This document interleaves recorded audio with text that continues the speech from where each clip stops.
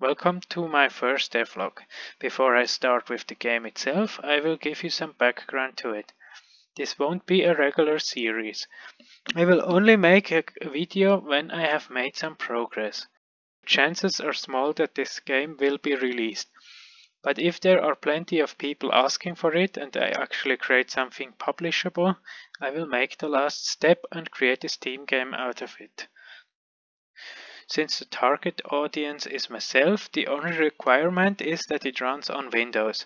I have a decent computer, but this game is small enough that it should be happy with a potato of a computer.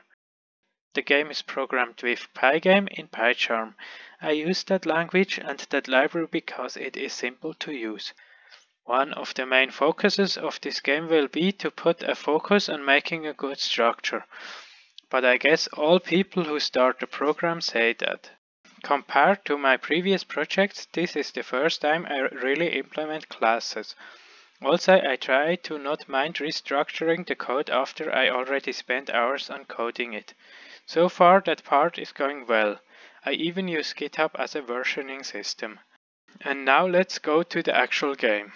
The inspiration for my game is the browser game Arcus. That is a nice little RPG game where you swing a sword and kill slimes and wolves. Somehow it still works even though the Flash player is deactivated.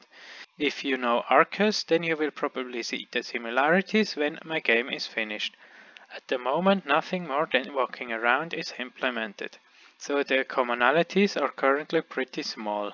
Anyways, let's see what I have already done. My screen is built up in a few different surfaces. The main class opens up the window and fills it black. Like Arcus, there is a big frame around the screen where the GUI elements are located, but that is not implemented yet. What I have already implemented is the surface which runs the game.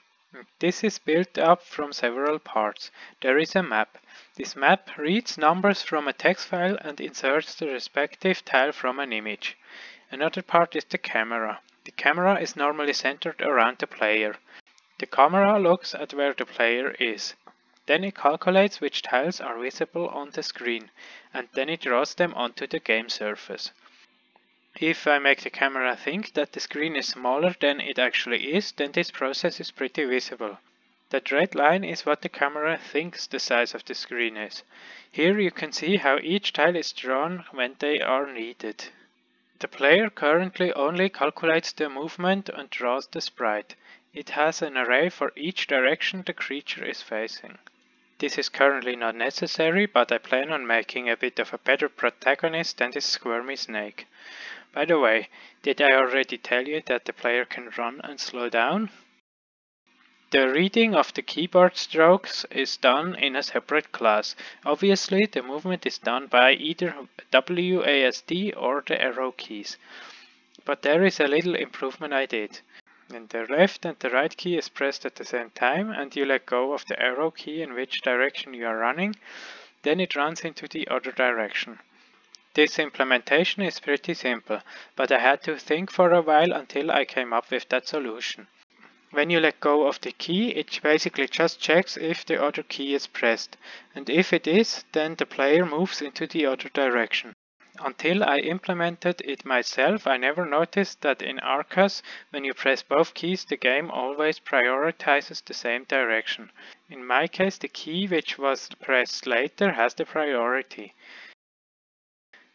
And that's already everything I implemented.